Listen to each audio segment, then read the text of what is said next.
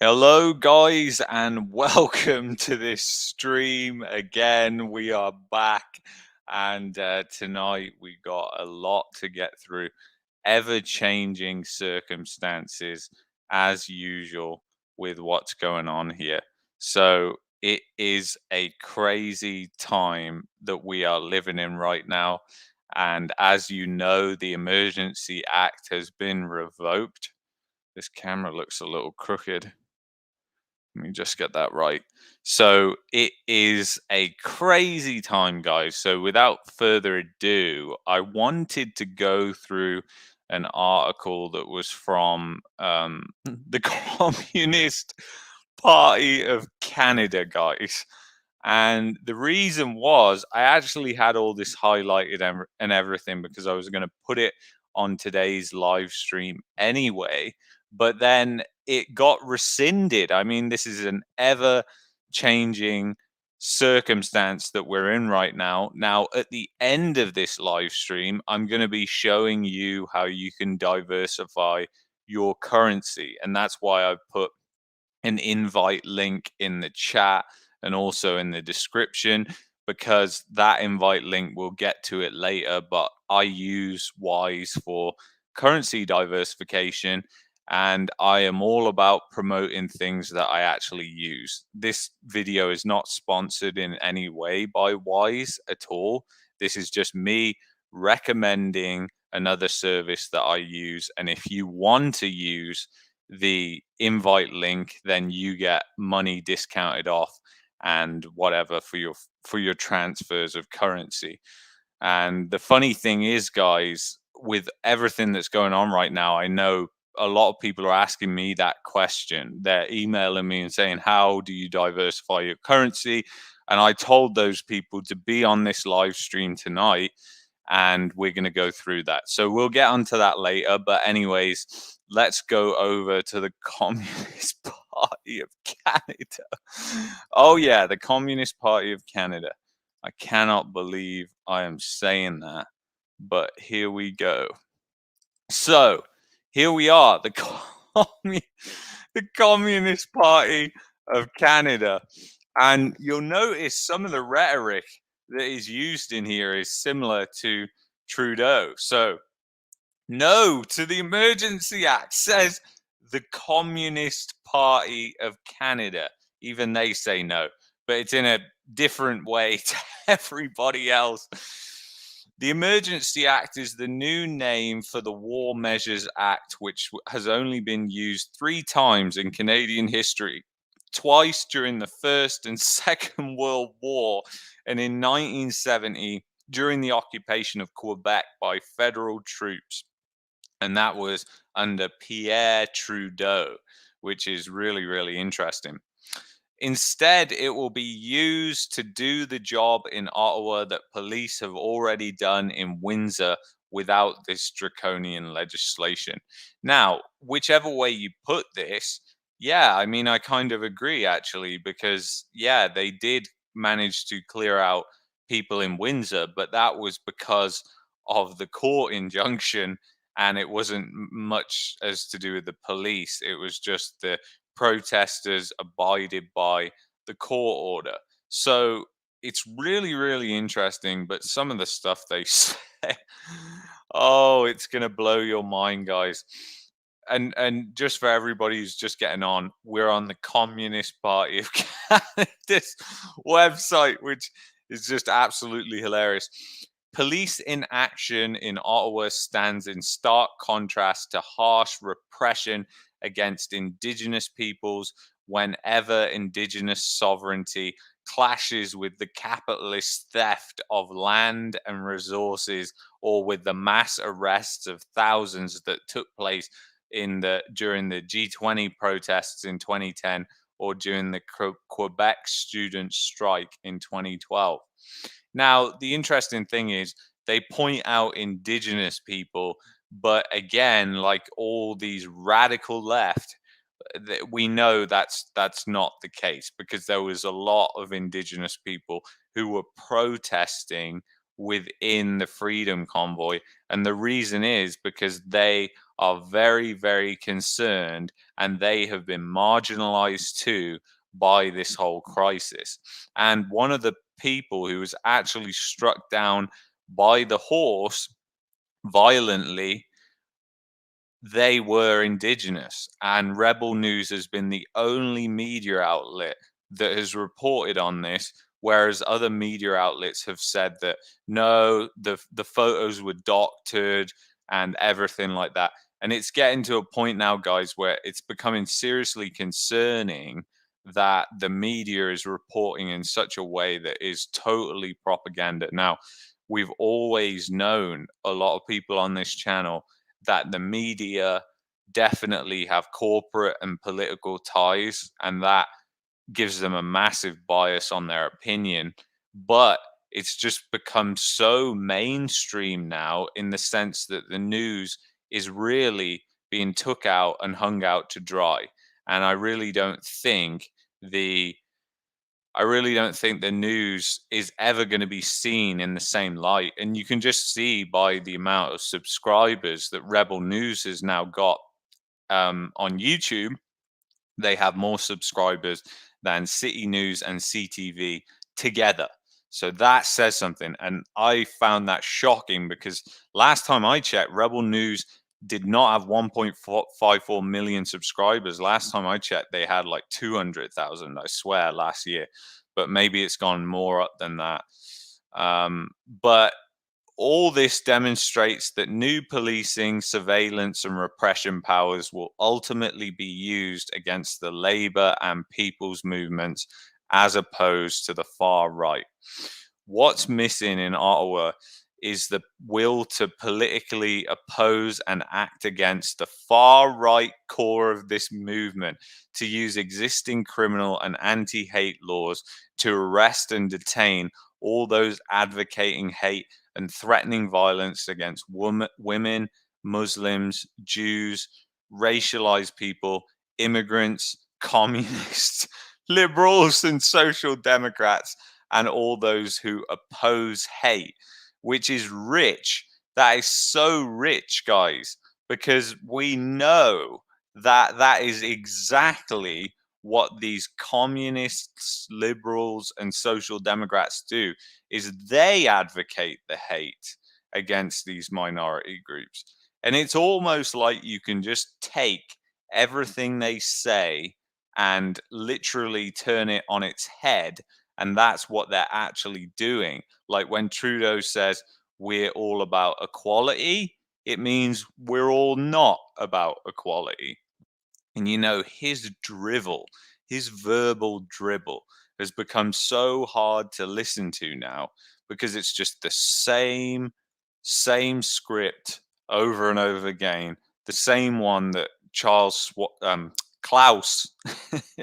is giving him to say as one of these leaders of the New Republic, or whatever. They complete instability with this government. Yeah, Gloria, I totally agree with you.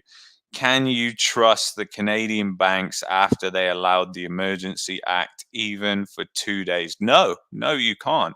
And that's exactly why I'm going to be going over that currency diversification, because it allows you to get outside of the Canadian dollar and the Canadian banking system, but in a way that's still safe and secure. Most people aren't going to be comfortable going into gold and cryptocurrencies, even though I would never advocate cryptocurrencies. So for those that aren't and want to go into a different currency, then this is your bet. That's what I use. I've been using it for a long time now, and it's a great tool, as they say, to use their ridiculous words. I can't even say that now.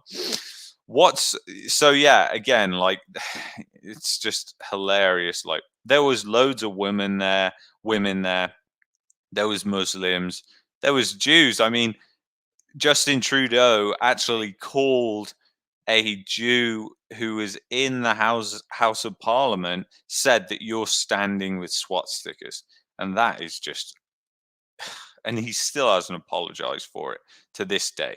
So that is the world we're living in right now. An inclusive government? I don't think so. Instead, governments have pandered to big business interests using the pandemic as a cover for a massive transfer of wealth to the pockets of the biggest corporations in Canada. Now, I agree with this part. While millions of people lost their jobs, bankruptcies of small businesses and businesses exploded, and many working people lost everything, including their hope for a better future for themselves and their children. Now, that I do agree with. But again, like, this is the Communist Party of Canada. They are just telling you what you want to hear, essentially. But it's hilarious that some of the same rhetoric that we heard from Trudeau is also being spouted about from the Communist Party of Canada, far right, um, white supremacists, terrorists, and all the rest of it. The antidote is immediate action using existing laws to protect the public and disperse the occupation. See, they're calling it an occupation exactly like Trudeau does. It is to protect and strengthen democratic and civil rights, not eliminate them altogether with the Emergency Act.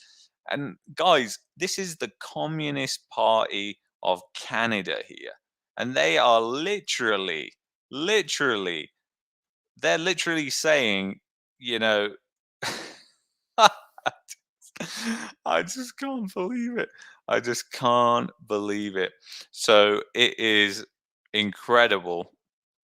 But big businesses may think the Emergencies Act is a good idea, eliminating both border delays and the right to strike.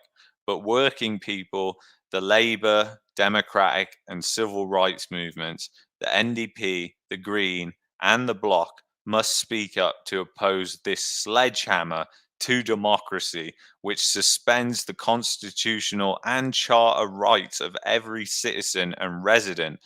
Despite Trudeau's assurance that he won't act arbitrarily, how far will the PM go? Just watch me, said Pierre Trudeau when he evoked martial law in 1970. Now, isn't that kind of insane, guys, that some of the stuff they say is actually logical? Because I mean, I would, and I don't support the Communist Party of Canada. I just want to be clear.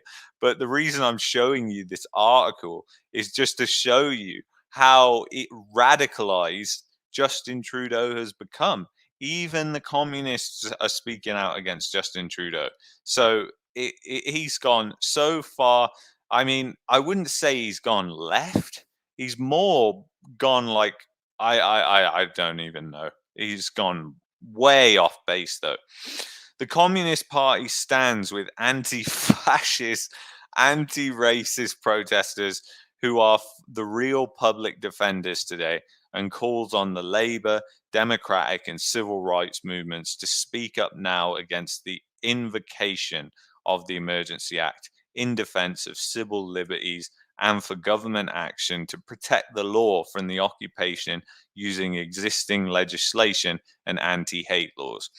So yeah, again, they're saying it's anti-fascist, anti-racist protesters who are and let's be honest, it's really not. They're not like that at all. I mean, with every protest, as we've discussed before, you're going to get people who are extreme. That happened in BLM. It will happen in every protest movement going forward. But what was evident, which I saw on Rebel News, was a trucker that parked his truck in a private parking lot who had his tires slashed. His tires were slashed by who? His tires were slashed by the counter protesters. So who's really radicalized there? And his truck was there was graffiti all over it. They'd thrown eggs at it. You know, complete vandals, and nothing is being done about that. And in fact, his truck got towed because he couldn't get the tires changed. And even though he was parked in a private parking lot, they towed his truck. And the guy was from Medicine Hat, Alberta. And it just goes to show you how radicalized the people on the left really are, the liberals, the people who are supporting the NDP. They are the ones to really fear. And if you look at what happened at the G20, well, what type of person was at that? That was people who support the liberals, people who support the NDP, people who support the Green Party.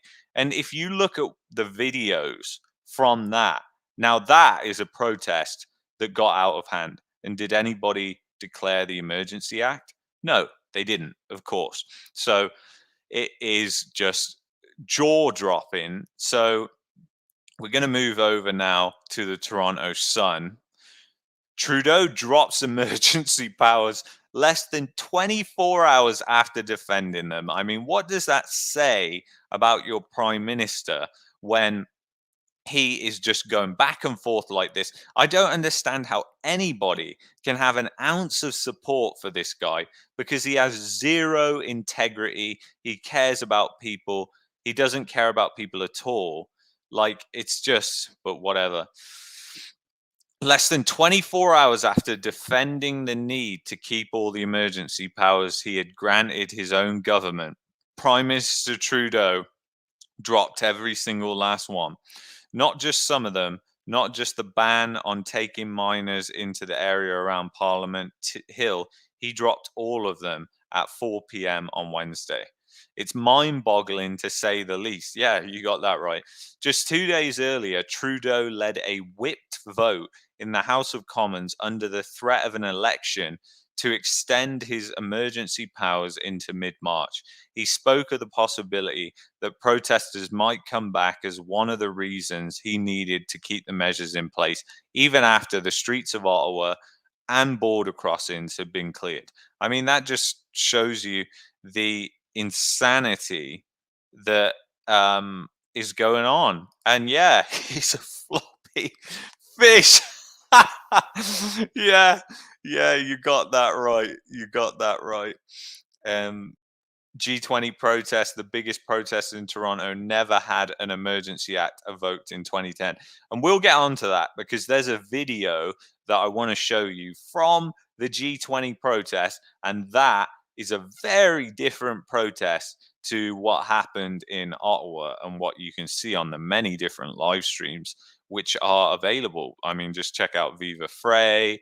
Zot was one of them, Travel Fund 69. There's a bunch of them that were doing live streams there. What do you think made them revoke it? I think it's politics, because basically I didn't realize this until this morning. And I'm not sure you know this, because again, it wasn't widely publicized.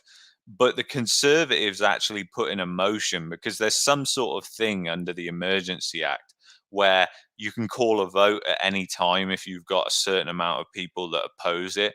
And obviously they did. So they called another vote for next week on Monday.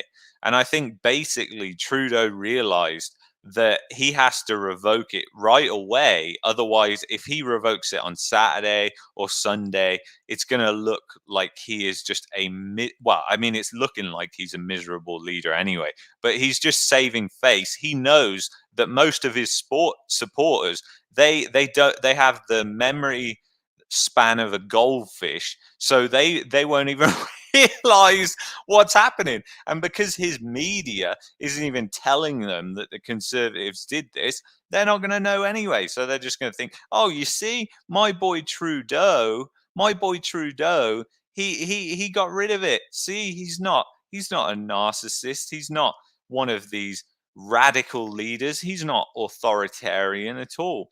And I think that's really what it's about, because I think the NDP, because I don't, and we'll get into that actually, I must remember, I'll get it up right now.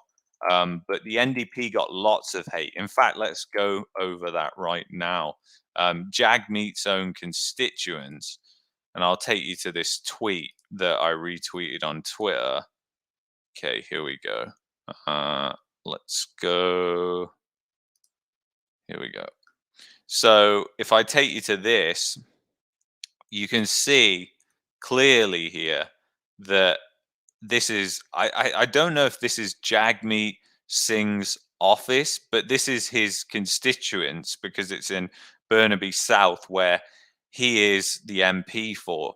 And this is like, so he's getting plenty of hate for what he's done from his own supporters. So I know for a fact that he's probably not going to be able to support it again. So I think that's really what happened is Trudeau realized that he's screwed. If the vote happens next week, it would essentially be a vote of no confidence. And then he would have to, it would be another election. And he will do anything to prevent an election. So I think that's really what that's about. And let me just get up that G20 video because I found this video and the G20 thing, that was like 12 years ago. So it really is. I found a really good video. It was like from a media's perspective or something like that. G20 protests, Canada media perspective. Hold on one second. Yeah, I think this is it. Global news. Yeah, that's it. Okay, so we'll get into that later. All right, let's continue on with this. So, in his news conference, Trudeau wasn't exactly clear about what had changed despite being asked by puzzled reporters. Instead of explaining what prompted him to suddenly drop the new powers, Trudeau returned to explaining why he felt necessary to bring in the act 10 days ago. And again, like this could be to do with the lawsuit that's happening because he even mentioned the lawsuit that was happening. And I don't know if you've seen that video, but it's very difficult to watch. Just skip to the last 10 minutes when the news reporters ask questions and watch him bumble around because he doesn't have a script and he doesn't have a clue what he's doing. And in fact, any of us on this live stream could run a country better than he could. And literally, he'll get asked a question and he's like, yeah, so I'm trying to think of my answer here because I don't have a clue why I did it. It was really just Klaus who called me up and said, you've got to take control. And if you saw that TikTok video I did of Klaus and the language, we went through it yesterday, but anyway, go watch yesterday's live stream and you'll figure it out. Anyway, let's carry on. That included citing the blockade at the Ambassador Bridge, which is over, guys. A blockade that was cleared and reopened for traffic a full day before Trudeau invoked the Emergency Act. And I like how the Toronto Sun is really more, obviously conservative than the Toronto Star, which is like Trudeau's favorite media organization. Perhaps it was the case of bad polling data that made the Liberals cut and run. Perhaps it was the looming vote in the Senate that had them worried. The vote was likely to pass, but senators did have pointed questions, and the vote may not have been as supportive as the government would have hoped. Yeah, I also heard something, actually, Gloria, to your point.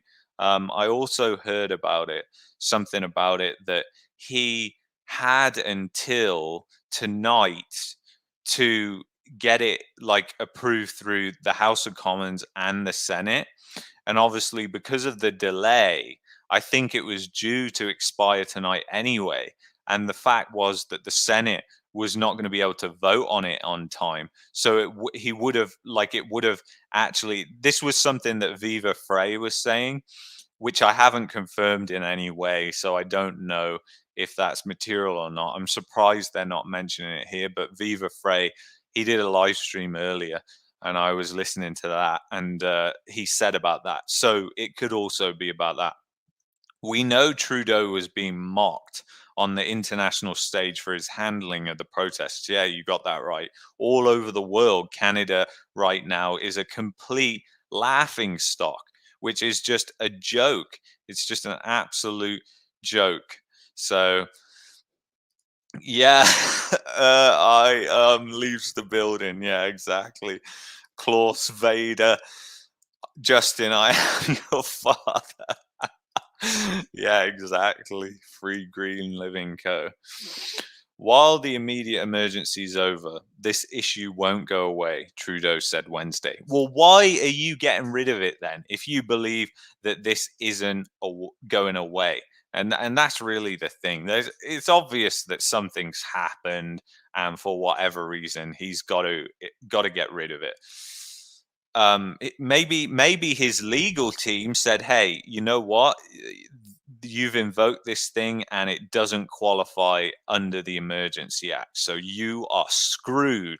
So you need to revoke this as soon as possible because otherwise it's going to look like you were trying to carry this thing on." I don't know. But there's a lot of question marks that people have. While the immediate emergency is over, this issue won't go away, Trudeau said Wednesday, while calling for a strengthening of Canadian institutions against future protests. Now, that to me, guys, I don't know about you, when he says institutions, I think banks. And what does he really mean by that? I even heard Freeland's wording on the press conference today, and it sounds like they were on about surveying social media. So whether this is revoked or not, the government intrusion into our lives is been took up tenfold by this thing. So until we have these clowns out of power, and they're in power even though they're a minority government, because um, you know, Jagmeet has about as much integrity as a paper bag, and it's just absolutely ridiculous. Oh god, we are a laughing stock right now. Towards the end of his prepared remarks, yeah, I love how they put that in because they are prepared, as I just said about the fumbling around at the end. It was blatantly obvious. Ford also removed the state of emergency today. I am suspicious. Yeah, I just really want to see the inquiry into how on earth they came to the point where they felt like they had to trigger this state of emergency because obviously like it was not a state of emergency. And the thing is Ford went to his cottage and he went snowmobiling, and that's fine, like he's allowed to do that, don't get me wrong. Politicians are allowed to have a life, but this is in the so-called state of emergency. I mean, shouldn't he be locked in a room somewhere on the phone 24/7 trying to get this threat took done with? But no, it's just yeah, it's a joke. The cottage boys. Yeah, exactly. Let's remember that we're fighting a sickness, not each other. Trudeau said that, guys. Trudeau said that. Again, he's just using it as an excuse to basically pass the parcel along that it's, hey, it's not my fault. Remember, we're still dealing with this. Good Lord. Just get some leadership, man. Jesus. After a painful and difficult 2 years, we have a lot of healing to do. Yeah, we have a lot of healing to do. We still haven't started. He still hasn't got rid of any of the restrictions. We still don't have a timeline of how we're getting out of this. And one thing that I'm incredibly suspicious about this whole thing is the fact that inflation was reported right on the week when he invoked the act. I think he invoked the act on Monday, and then the inflation CPI report came out on Tuesday or Wednesday. And obviously, the inflation report that came out would have been top of the news. But because of what Trudeau did, it was bottom of the news. And I think really that was a tactical thing to do to mislead, because again, I think inflation is partly the cause of a lot of this social unrest that we see today, because people are struggling. People are going to be going bankrupt over this year. This year is going to be a struggle for many, many different people. And you just cannot avoid that. When you have got a nation that are essentially debt slaves. They're in so much debt, $2 of debt for every $1 that someone might have in this economy. So if you have no debt, well done, well done. Give yourself a pat on the back, because fact is, most people are debt slaves in this economy. And the thing is, with inflation, their debt repayments possibly going up because of interest rate rises, it is just a recipe for disaster, and it can be either one. Either one. Yeah, dude, haha, so true, you gotta laugh. Made cherry cheese cake too, I'm sure. Oh, yeah. When they see people pulling their money from the banks in droves and people booking flights to leave, it sends them into a frenzy, I guess. Yeah, maybe they saw our video about the Google trends about people who are leaving Canada right now.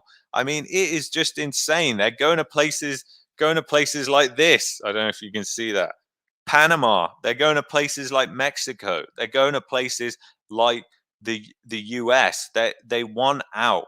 And a lot the thing that's been circulated around, and even Jordan Peterson came out and said it today, I think it was, to take your money out of Canadian banks. Now, a person with that much reach on social media saying that, that's a powerful, powerful thing.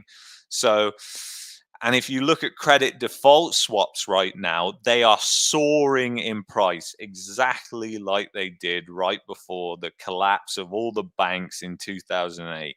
So I think we're going to be seeing a repeat of that very, very soon, because people buy credit default swaps when they're thinking that people aren't going to meet their loan obligations, people aren't going to pay back the money for their derivative products or whatever. So they buy these swaps as insurance. And when lots of them buy them in volume, the price goes up. And the price against some of these banks like SoftBank, Bloomberg tweeted today, they're soaring on the Bloomberg terminal. So that's not a good time for the financial system. And getting your money out of the financial system here in Canada is a great thing to do. And one thing that we're going to cover at the end, exactly how I do it. And you're welcome to do whatever you want. But a lot of people emailed me asking how I diversify my currency, basically. So that's what did that. So anyway, let's carry on with this. We just did, yeah, I remember we just did an episode on inflation at the Fringe Minority podcast. Lots of charts, dove right into it, threw around some ideas on how to protect yourself. Stick it in the bottom there. Is that on Spotify? Where is that? We all want to know where that podcast is. You got a fantastic name there. Absolutely fantastic. And maybe we can have you on here sometime as well. The Ninja's on tomorrow. It's going to be great times. We're going to be having lots of guests on this show. So this is just the beginning. Apparently Trudeau is completely ignoring his own role in the anger so many have been expressing through these protests over the past several weeks. His dismissive nature towards anyone who disagrees with him and his habit of resorting to name calling helped inflame an already volatile situation. Yeah, exactly. Calling your fellow Canadians misogynists, racists, a fringe minority with unacceptable views, and asking whether we should tolerate such people living amongst us is hardly the language of leadership. Leaders bring people together. Trudeau has spent the last several months dividing Canadians for his own political purposes. I mean, in my opinion, the best leaders are the ones that not persuade, influence. They're the people who influence the good to come out in people. And yeah, that is bringing people together in the case of a prime minister. But, you know, in the case of managers in the workplace and everything like that, it's all about people you want to do something for. Like if you want to do something for your manager, that's going to make you 10 times more likely to put more effort into it than if you don't want to do something, because they just are a nightmare to deal with. You don't like them, whatever. And he has this just terrible demeanor, is the best, for lack of a better word, about him, which is just, it's impossible to watch. It's impossible to watch the way his body language, everything. And you can see, just go and look at the old videos of Trudeau in 2015, 2016, and you'll see it's a completely different character compared to what we see today. So who knows what has changed in between that, whether the WEF has brainwashed him or what has happened, but he is definitely changed 100%. YouTube, Spotify, my boy Connor has us on a few other places too. Yeah, so shout out to the Fringe Minority on YouTube, Spotify. So check him out for sure. Canadian dollar drops like opera Dumbo Ford drop. Canadian dollar is dropping like Operation Ford Dumbo drop right now. Free Green Living Co. I noticed that it was going down, but it had been up for the past couple of days, which was really surprising considering what was going on with Canada, the financial institutions. I just found that absolutely bizarre that the currency was rallying on the back of that. But again, it was still, it's getting sold off. It gets to this certain point near, I think it's around 79 cents, and it just gets sold off like every single time. So there's a massive resistance there for the Canadian dollar, and that is never a good sign technically, for any stock or currency or whatever. That means there's somebody selling, and they're selling hard. So calling your fellow, yeah, we did that. So, and oh yeah, yeah, Piers Morgan slammed Trudeau. Yeah, I saw that, which was pretty hilarious. I don't like Piers. He's just an elitist snob, in my opinion. People in England absolutely hate him. He went to America. People hate him there. You know, despite some of the things I agree with what he says, he is just a complete elitist. Make no mistake of that. So it is yeah, exactly. Gold, silver, cash, tools, safe. Yeah, food, whatever you can grow. Exactly. Yes, I would like to know more about getting money out of Canadian Bank. Yes, please. Yeah, so we'll go through that at the end. That's why there's a link in the pinned comment, and we'll go through all that. And no, this video isn't sponsored by Wise, but that's who I use. So I'm going to endorse it. And if you want to use any of the links that are in here, then you get money off your transfers as well.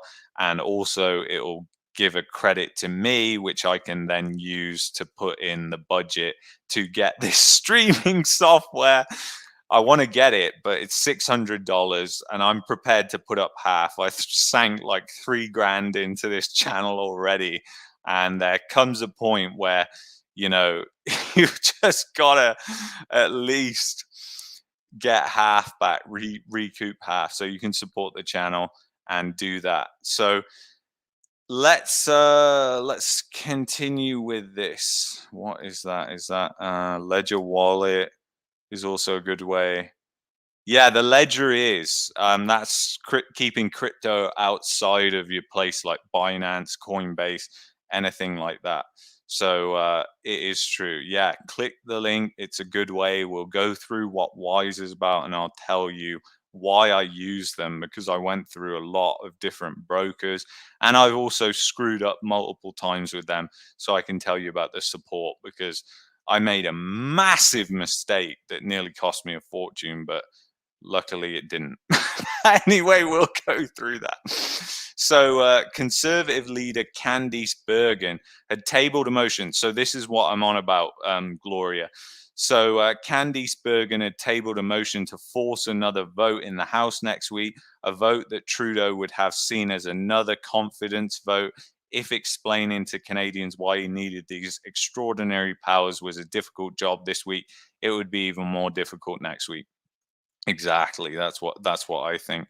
So the worst part of this whole ordeal, though, is its precedent that Trudeau and his government have set with the politicization of the Emergency Act, declaring a national emergency over concerns about tow trucks and some ineffective local policing is a pretty low bar. Let's hope history judges Trudeau accordingly. Yeah, I couldn't agree more. The thing is, guys, if tow truck companies don't want to tow, then don't you think that could be because the support is not there? You know, this small fringe minority is not so small after all, because it really doesn't make any sense. I mean, why are tow trucks going to turn away business that is going to pay them money, right? But they didn't want to get involved with it, probably because they supported it, even if they didn't want to come ahead and say it. And I think there is a huge majority of people that supported the convoy who didn't want to voice it because they were worried about what their friends might think, what everybody else might think, like if they're posting stuff on social media. Because when people are when you're branding people as racists and all these different things, it's very difficult.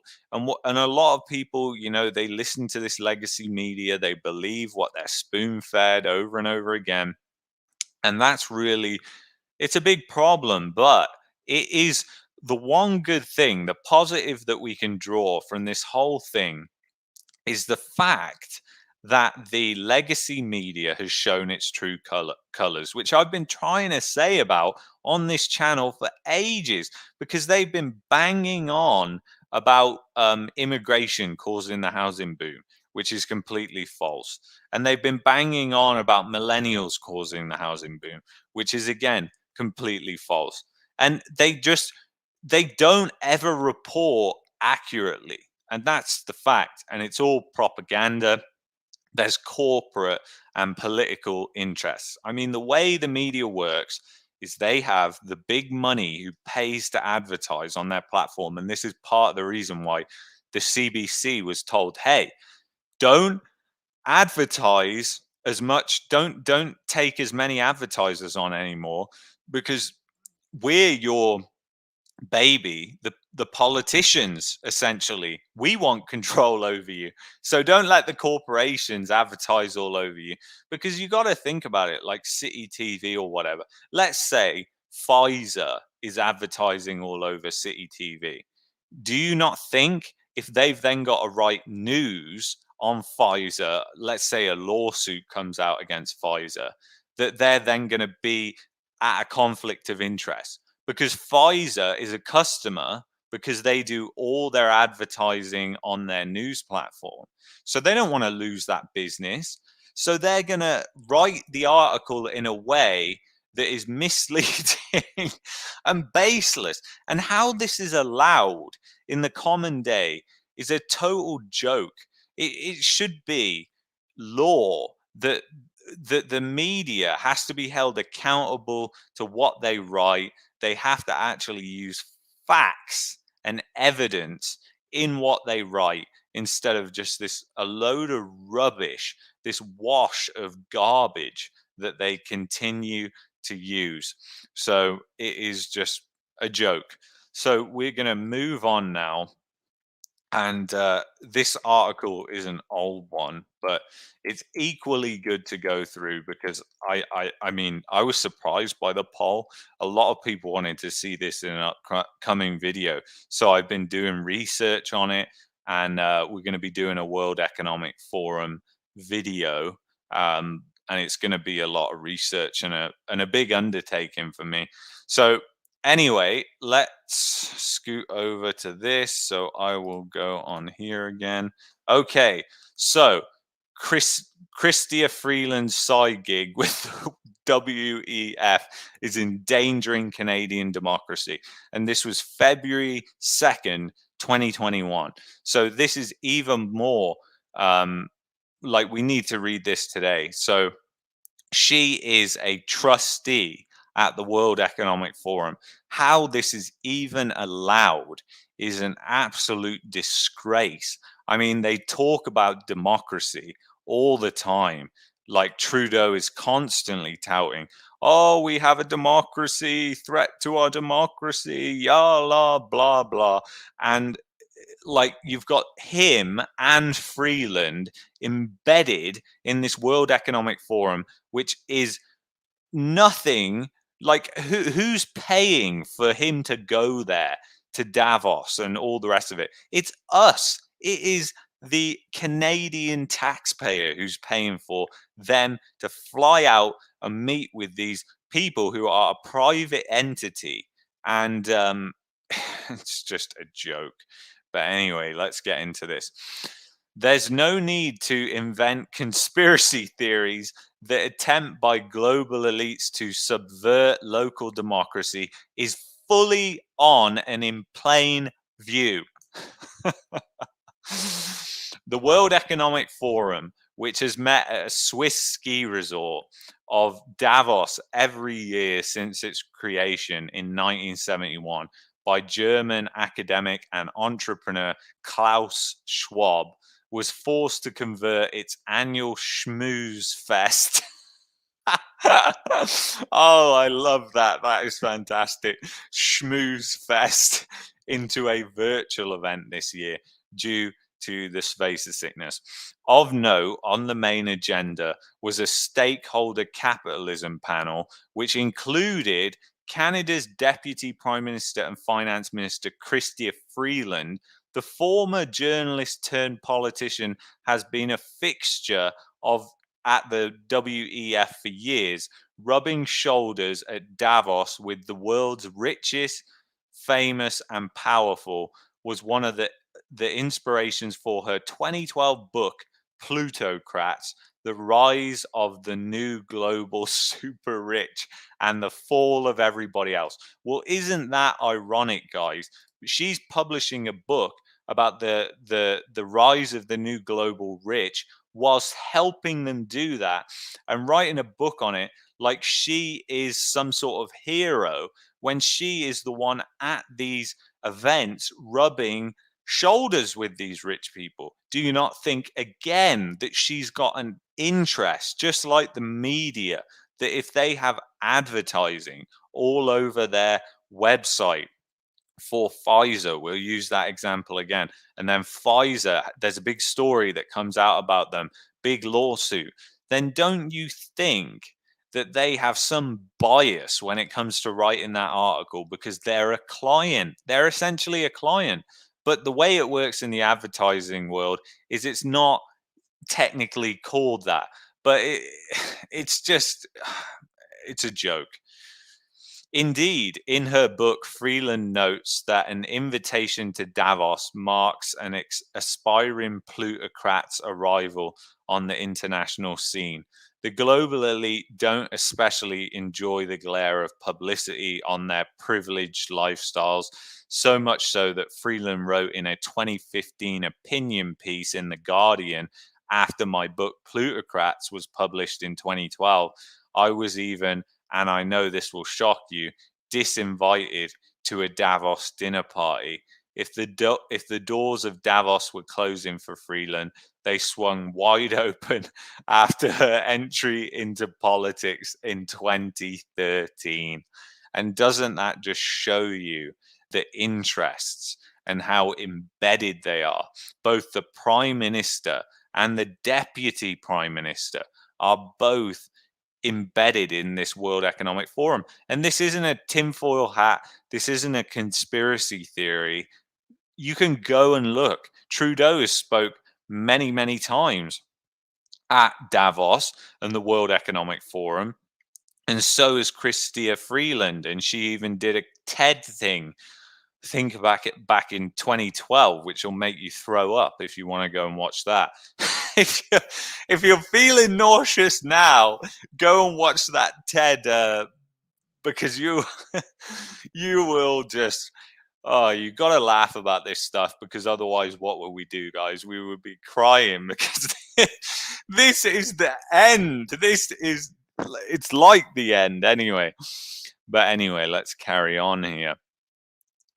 Indeed, the one-time critic has enjoyed an apotheosis of sorts and since 2019 has sat on the board of trustees of the WEF itself, the World Economic Forum.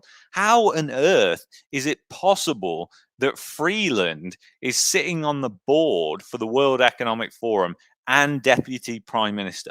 How is that possible? That is what I want to know, because it is just mind-blowing that they have the audacity to come out and call these truckers, who are honest, hardworking people, whatever, even if they're the fringe minority, even if they are, let's just say they are, they're still hardworking people. They're working class people. But she has the audacity to come out and say that they're racists, misogynists, and all these different things, and they're essentially terrorists holding the city under siege like it's some type of war occupation, is just an absolute disgrace to the country and a total disgrace to the Canadian democracy. It's just has to be said.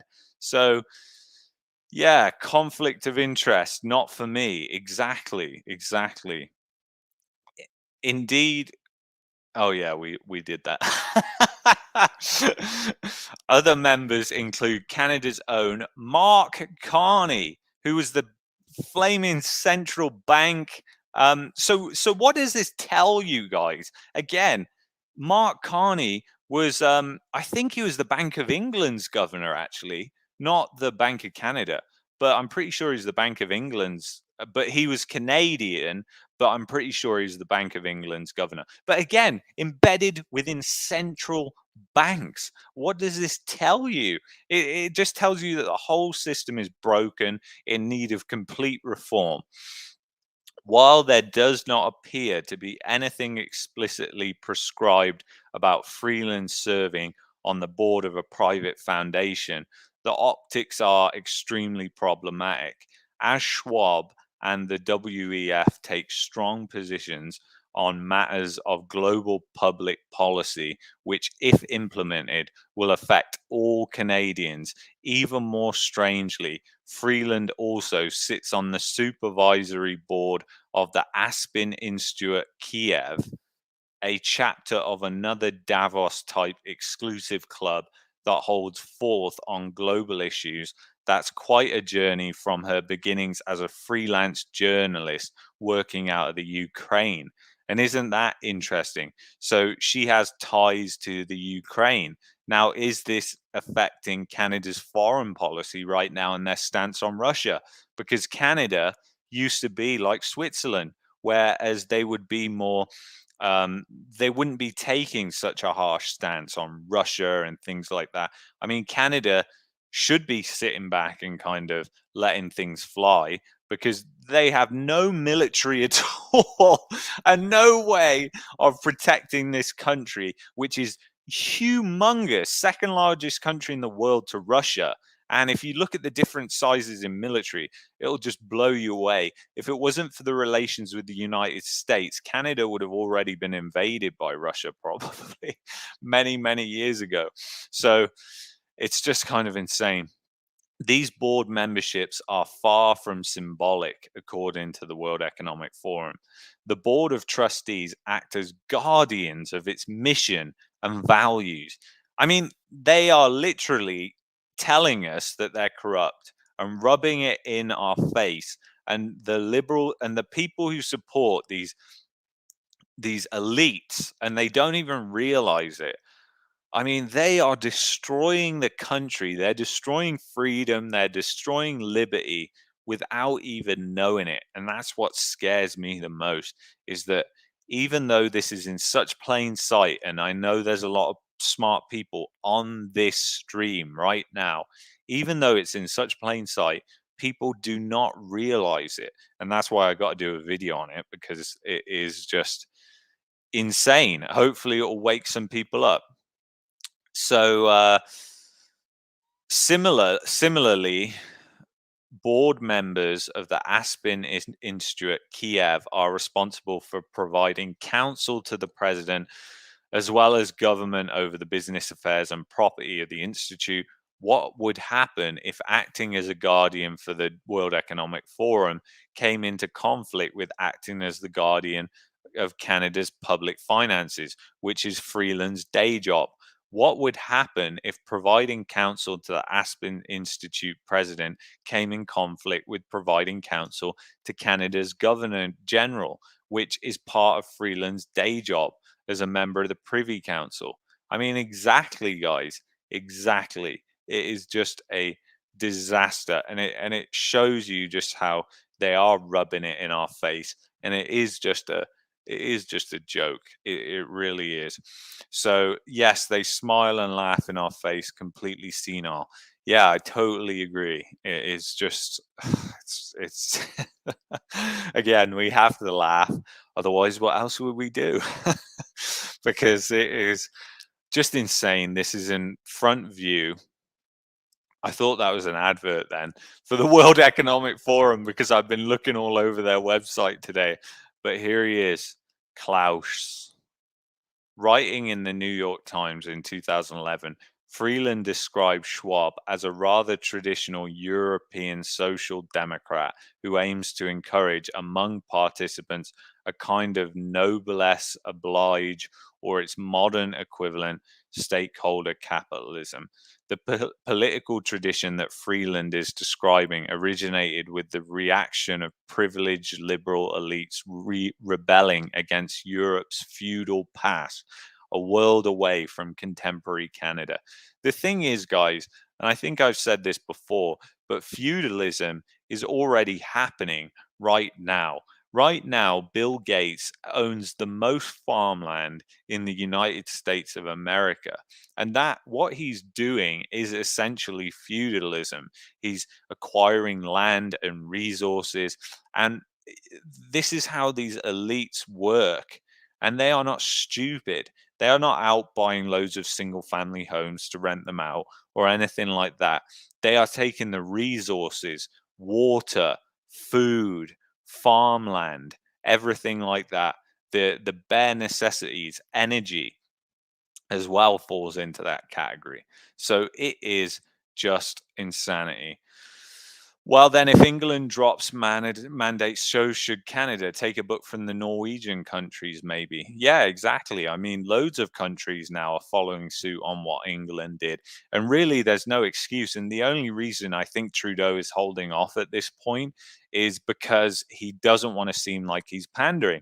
Again, it's all about politics and not about what we want, what his constituents want, what MPs' constituents want. And the thing is, it's not a democracy. And that's the real thing, because you're meant to vote in an MP that represents the values of the local community. But the fact is, when that MP gets in, they are going to support whatever values of the entire party. They're never going to vote against the party, in most cases anyway, unless they rebel, which is rare. So the thing is it really a democracy when that's happening? It's like it's like dilution almost of the power that you give to your local MP.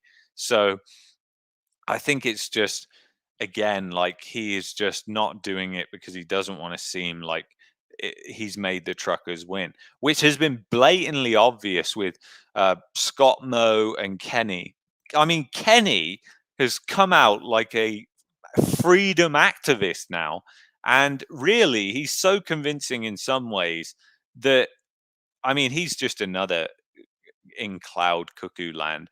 But the thing that concerns me the most about what's happening in Alberta is a lot of people hate Kenny. But what is the alternative? The alternative is even worse. You're talking the NDP again. Like, people complain about what's happened in Alberta, and it boggles my mind, because I have people all over the country who I speak to. And I know that here in Alberta, at times things haven't been great, but for the most part, things have been looser than places like Ontario, places in the east, Nova Scotia.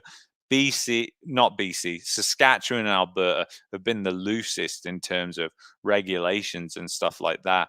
But the thing that I just find mind-boggling is, imagine if we were under the NDP. We would have been on full. It would have been like BC, and we would have been, or Ontario. So where do you really go? I don't really know anymore. So, but Kenny has just come out as this freedom-loving politician now, which is just absolutely hilarious considering what he has done over the past couple of years. And it's just, I don't know if he's woken up from his sleep and realized, oh my God, the World Economic Forum is taking over Canada. We need to act right now. Probably not. It's probably just, again, saving face for politics because there's a vote for him. Is he going to stay party leader? So, and this is what drives me nuts about these politicians. But search the 2019 Liberal Party's campaign platform, and you will find a single reference to stakeholder capitalism. Yet, as a member of the board of trustees of Schwab's outfit, Freeland is implicitly or explicitly committed to importing this brand of European social democracy into a Canadian ethos originally founded on individual rights and free market capitalism. And we do not have anywhere near free market capitalism right now. If we had free market capitalism, it would be there would be consequences for all these malinvestments that businesses and banks do. But we don't have even close to that, which in turn is premised on maximizing shareholder value.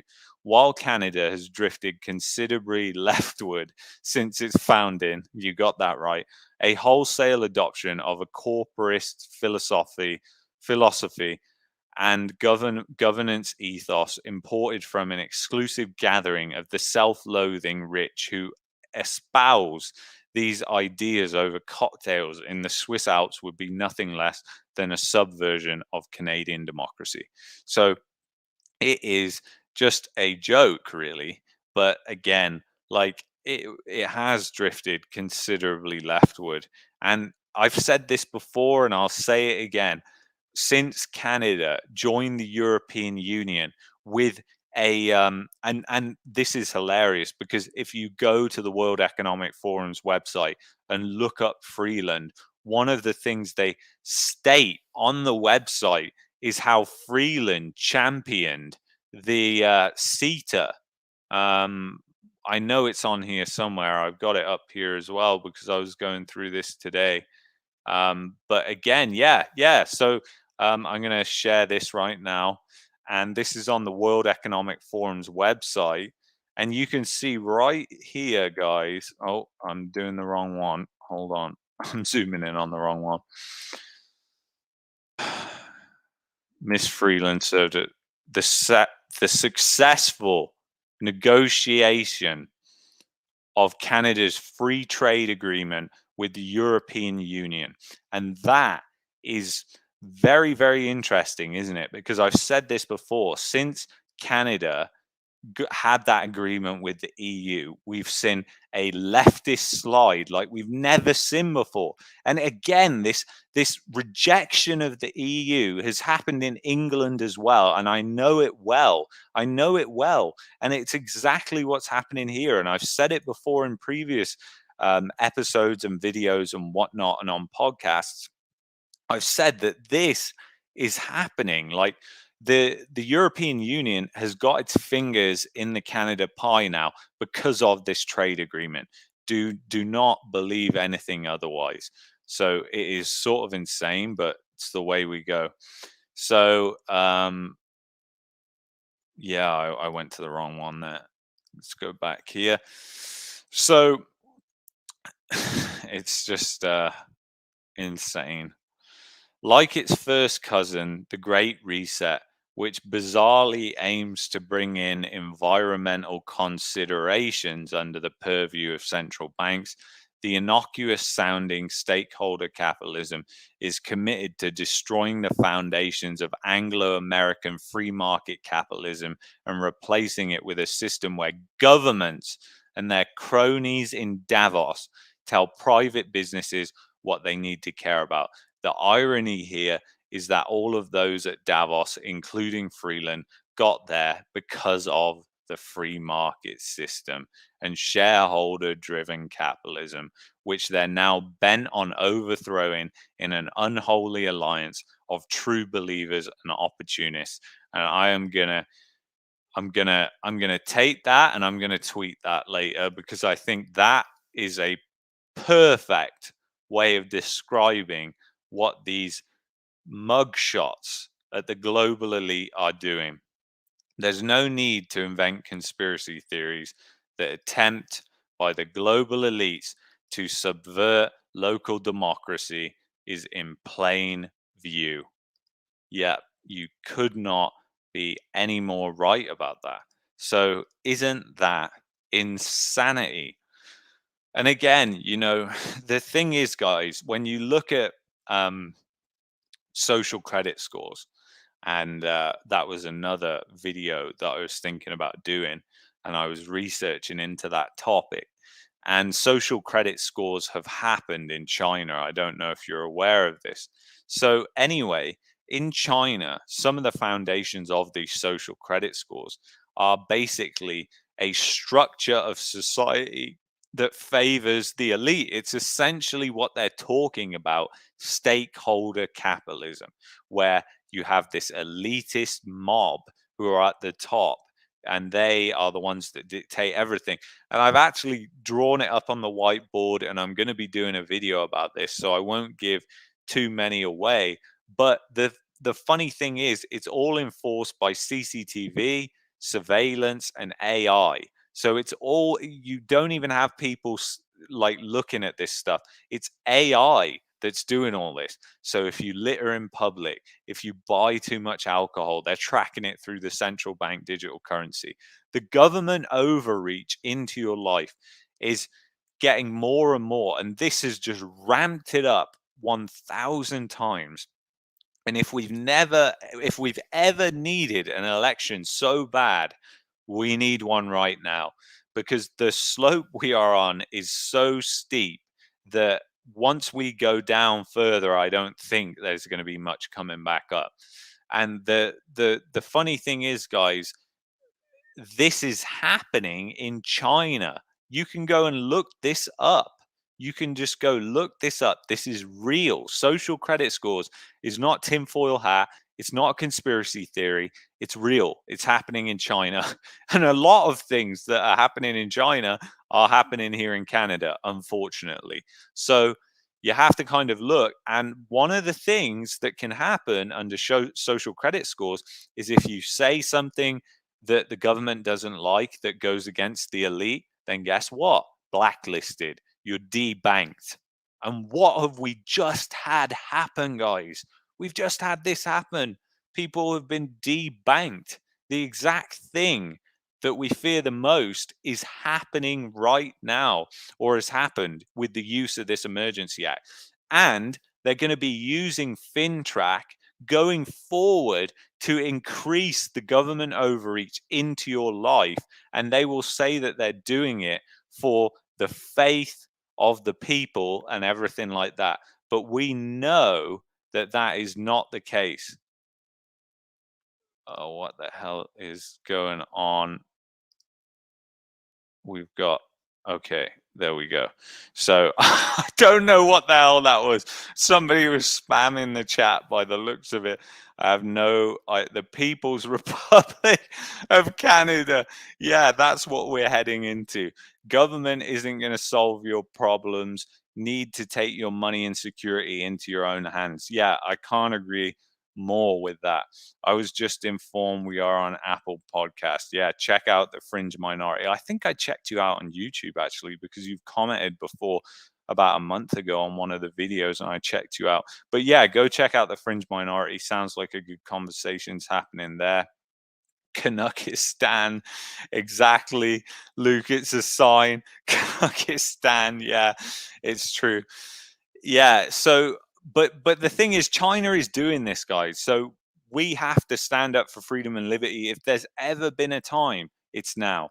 So with that being said, we'll get right on to Wise, and I think that's worked. Okay. So if you click that link that's in the description or in the chat, then it will take you to this website. Now, the way I have my account set up, I don't even know if it will work, but the way I have my account set up is it's set up in the UK. So that's why it's saying about £500. But you can have it set up in Canada. Wise is actually based in the UK. But the thing is, your money's protected and everything like that by the various things. You can go and check out the website for all that sort of stuff. But the reason I use Wise is pure and simple. They're very cheap, they're very fast, and they hold your money securely, which is exactly what I want. And the other great thing that they now offer to Canadian customers, which they didn't before, was I've got a debit card. So I've got a debit card for my accounts with Wise, but the great thing is if you travel to like another country like the US, you can just withdraw cash using your debit card as if it was a checking account with no fees or anything like that. The same for online transactions. And the thing I like about it is I lock the card when I'm not using it so that nobody else can use it. And I've done multiple transfers. And again, this isn't a sponsorship promotion. Wise isn't sponsoring this video before everybody attacks me and says, stop doing an advert for this company. This company is the company I use. So I'm going to recommend them, of course, if you want to diversify currency, because that's exactly what I use. And people have asked me. So the thing is, they're really good, and I like the fact their fees are really low and they give you the exact exchange rate. So unlike your bank where you're going to go there and they might say that we're not charging you a fee, but then you look at the exchange rate and it's drastically different from the actual rate. It's all up front with Wise. So when you make a transfer, and I've made transfers of over $250,000. And the thing is, when you make those transfers, it shows you up front what the amount is that you're going to pay in fees, and you get the exact exchange rate. What is Wise? It's basically like a currency broker, but essentially now they're like a bank. So they're like a bank. They're from the UK, but I just think they're really good. FinTrack regulated. I just saw that there.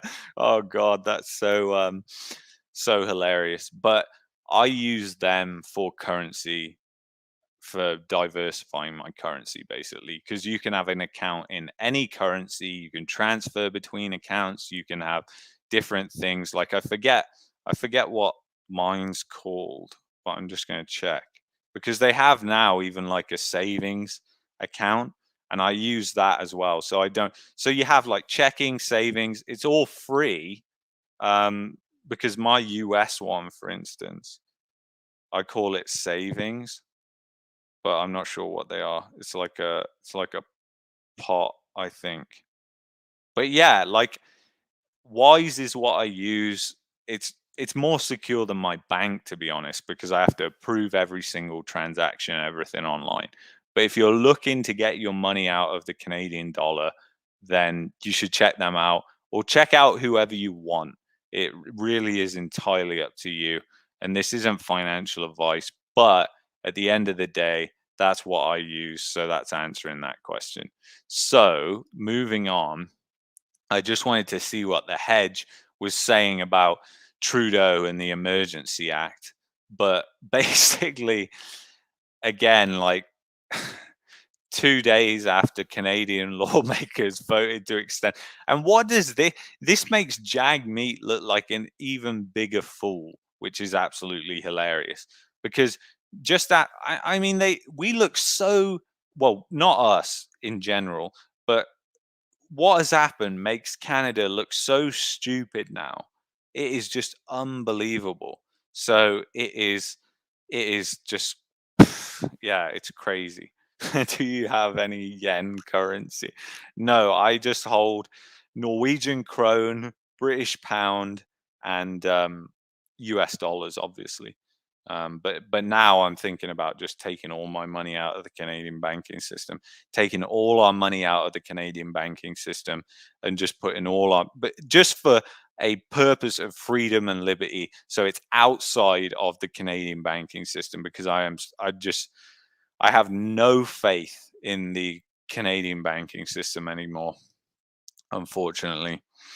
So we assume that bank accounts of the Freedom Convoy supporters are still subject to being frozen. Yeah, I mean, I've heard that they're unfrozen now. But the funny thing is, guys, there is now a convoy going on to America. I don't know if you've heard. So there is a convoy that is going on across the United States to Washington, D.C. And the ninja will be able to tell us a bit more about that tomorrow, because he is actually a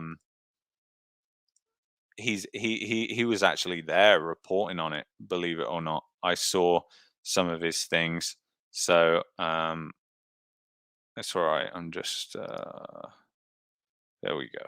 Got rid of that person. Jagmeet's family donated to the convoy at the beginning. What a joke. Yeah, I know. And then they went to get I mean, just how it's so ridiculous. And you can imagine that, yeah, I bet their bank accounts are fine. Exactly. But you can imagine that Jagmeet, if things went the other way in the future and it was deemed, like it will be, that it was just a peaceful protest, Trudeau was completely wrong to invoke this. You can imagine that Jagmeet is going to be saying, "Hey, look, we were supporting this as well. Look, we were supporting this," even though they got their money back and left, because this is how these politicians are just psychopaths. They are just psychopaths at the end of the day. So it is really just absolutely insane. So and lastly, what we can do is we can go through the Toronto G20, what happened. So this, and again, I don't know because I wasn't there. So this could have been a peaceful protest as well, but burning police cars, I don't think so. But this looks a lot more violent, and this was mostly climate activists and left wingers. Let's remember that. So let's get into this video from YouTube, and it's an old video, but hopefully, oh crap, what am I going to do? I'm going to have to change the microphone. I don't know if you're going to be able to hear this. What's the best way of doing this? Audio. Okay, I think that'll work better. I think. I will try it anyway. The audio doesn't matter so much.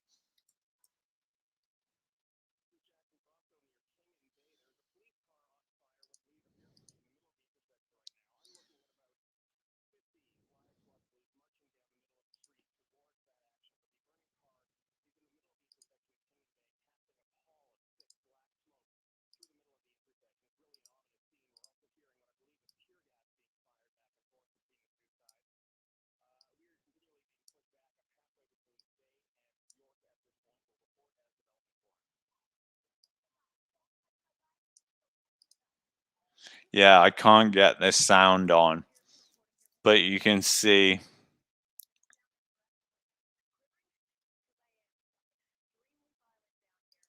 I really want to get the audio on this. How am I going to do this? Oh, I know. I got it. Hold on. Bear with me. We're having technical difficulties.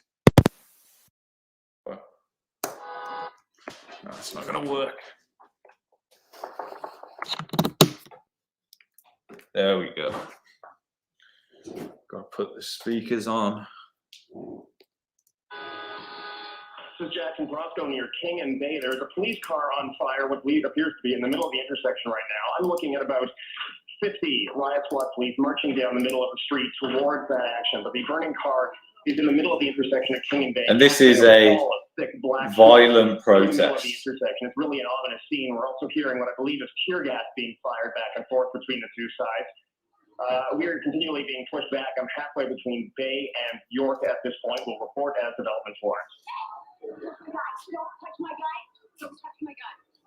Is this tear gas or snow? Hi, Alex Pearson reporting here from Adelaide and Bay Street. And if I sound out of breath and like I'm quivering, because I am, it's gotten extremely violent down here. We've got protest groups that are not just protesting, they are throwing and these are left wing. They are breaking windows, they are coming after the media, they are going after cop cars, they're breaking windows, and they are hell-bent on causing as much harm and destruction. They are now near the zone, as close as they possibly can, near the intersection of King and Bay. We're going to try to wade back into it, but I got to be honest, things have really come undone here. We're at McNabb here, downtown at Queens and Soho. We are basically being surrounded by police. There was a group of people, protesters and others, who were standing by the cop car that was burning. The cop car surrounded the protesters. We are now running with the group of protesters and the regular Torontonians who came out to watch. Leslie Roberts is live on the phone in downtown Toronto, where the protests have actually prevented him from leaving our microwave truck. Leslie, what happened? Well, that's the reason why we're on the phone, Carolyn, is because we have basically been surrounded by the riot squad about an hour ago or so. The protesters who had been downtown dispersed, and as they did, they came up, and I'm at the corner now of Queen's Park and College, right in front of the provincial legislature, of course, on the front lawn, the south lawn, if you know the area. Yeah, and it is a showdown. exactly. We have riot police, several thousand of them on one side, and we have, well, some pretty feisty protesters on the other side. We saw a number of some pepper spray that was by the protesters thrown into the crowd. We also saw a couple of police vans that were smashed. They're not taking any chances here. The police had gas masks on. They had their shields in front of them. They were banging them on the street as they moved. Intimidation tactics. The idea is to move the crowd back, disperse them. They don't want them, of course, to get anywhere near the Metro Toronto Convention Center. Okay, I'm just watching in front of me. The crowd has started to run. As you can see, we have our mass camera on. That's the only thing we can show you from our microwave truck. Obviously, something has happened just in front of us. And we saw this a couple of times that when we heard a bang or a thing there, you see a bottle, a projectile has been thrown at the police. This is about to get... And no emergency act, totally right. Something else hit the police line. That's when they move in. So that's what is happening right now here. And did you see the line that happened for the Freedom Convoy? It was peaceful, apart from the police. The large peaceful protest taking place here, police have held behind the line of about 150 protesters.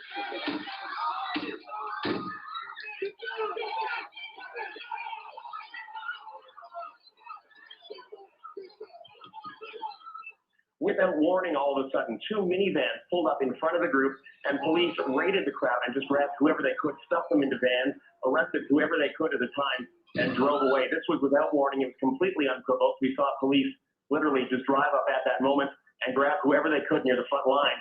It looks like absolute chaos. We were sitting down going, this is a peaceful protest. Don't want to go in the crowd and hurt anybody. Please do it now.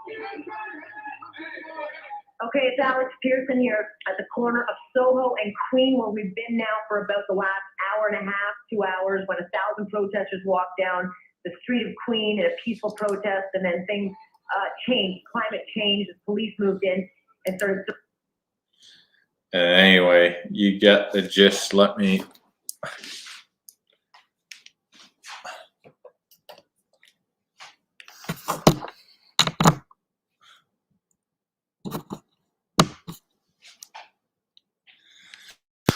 Okay.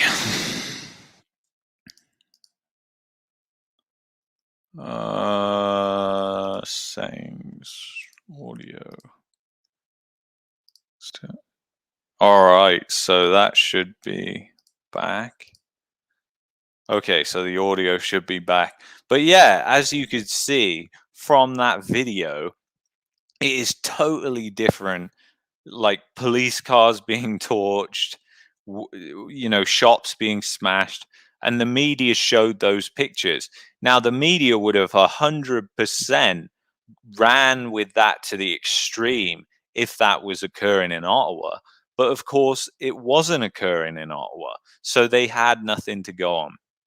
So I think that basically shows you just how ridiculous. And Gloria, you hit the nail on the head there. And there was no emergency act put on when this was happening. Says a lot. Exactly. Police cars being torched, everything like that. Pepper spray. It was just completely different. And Kevin, you're right. It's always a small minority of people that encourages violence, giving whatever protest group a bad rep. These people are hired by companies or countries to incite violence. And yeah, that's true. You get that at any protest, and I think it's wrong to band together everybody and just deny their cause. And the thing is, Trudeau could have listened. He could have acted like a leader and listened, but he refused to do that. And I think that that will really live with him for his last day. But it's no police on horses will be charged for running over old ladies or using tear gas on bystanders. Yeah, so it is just a joke. So, I mean, what does that really tell you? But anyway, guys, thank you so much for tuning in to today's live stream. It's been a pleasure and an honor to be with you tonight. MSM, enemy of the people. Yeah, exactly. So anyway, guys, I will see you in the next live stream, which is tomorrow at 5:30 Mountain Time, 4:30 Pacific Time, or 7:30 Eastern Time, I think. And that will be the Economic Ninja live. That'll be about 30, 40 minutes, something like that. So I'll see you tomorrow. Take care of yourselves. Peace and love. And I'll see you then. Bye-bye.